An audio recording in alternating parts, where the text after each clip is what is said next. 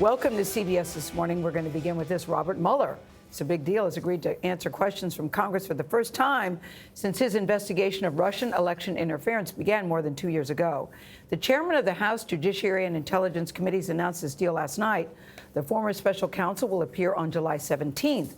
President Trump called the news presidential harassment. Mueller's report, you may recall, found the president and his campaign did not collude with Russia, but it did not clear him of obstruction of justice, and Democrats want to know why. Mueller had said the report speaks for itself, and he previously resisted calls for him to testify.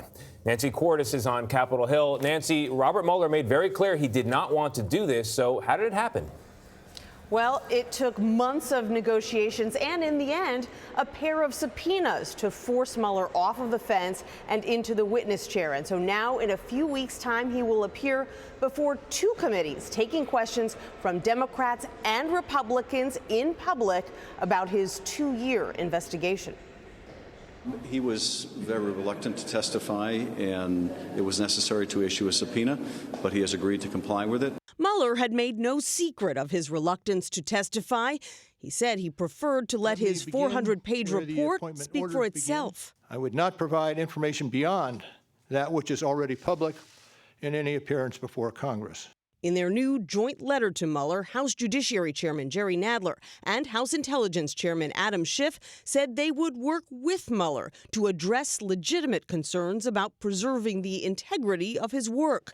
Democrats want to ask him about the 10 ways the report says the president tried to interfere with the investigation. If we had had confidence that the president clearly did not commit a crime, we would have said so. They also want to know why Mueller stopped short of recommending Mr. Trump be charged with obstruction of justice. Another topic expected to come up is Mueller's letter to Attorney General William Barr, in which he complained that Barr did not fully capture the substance of his report.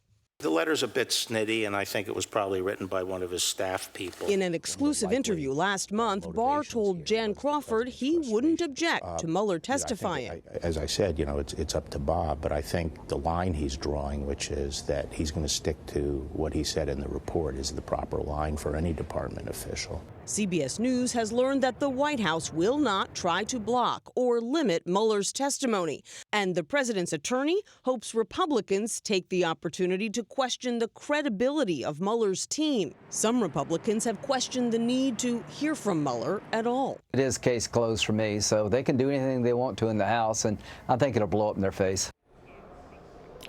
The chairs acknowledge that there are certain sensitive areas that Mueller won't be able to get into in public, like the ongoing criminal cases that his team referred to other offices at the Department of Justice. So they plan to do some of the questioning in public and then move to a more secure area so that they can ask other questions, Tony, in private. Well, about those questions, Nancy, as you point out, Robert Mueller previously said the report is my testimony, and he said he wouldn't go outside the four corners of it. So what are Democrats hoping to get out of this? Well, they see his testimony as vital to their investigations of obstruction of justice, even if he isn't able to go much beyond what he has already laid out in the report. And beyond that, Democrats think that having a neutral arbiter like Mueller answer questions in public about obstruction is going to help them make their case to the American people that the president broke the law and potentially, Tony, should be impeached. All right, Nancy, thank you very much.